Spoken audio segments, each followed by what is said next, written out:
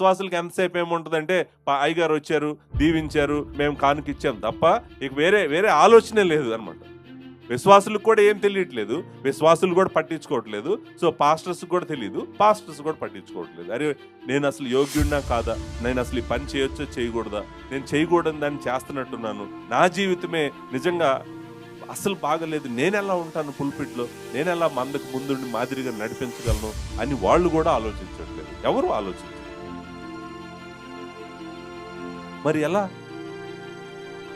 స్థానిక సంఘాలు పాడైపోతున్నాయి మనం ఎన్నిసార్లు మాట్లాడుకున్నా ఎందుకు పాడైపోతున్నాయో తెలియాలి కదా. ఎందుకు పాడైపోతున్నాయో దేవుని వాక్యంలో నుంచి వెళ్తుంటే మనకు తెలుస్తుంది. 1 తిమోతికి రాసిన పత్రిక అంతా చెప్తుంటే సంఘాలను ఎలా దేవుడు కోరుకుంటున్నాడో, యాక్చువల్గా సంఘాలు ఎలా ఉన్నాయో మనకు అర్థమవుతుంది. అప్పుడు తెలుస్తుంది మనకు, అయ్యో సంఘాలు ఎందుకు పాడైపోతున్నాయి అనేటువంటి దేవుని వాక్యానుసారంగా ఇవి లేవు కాబట్టి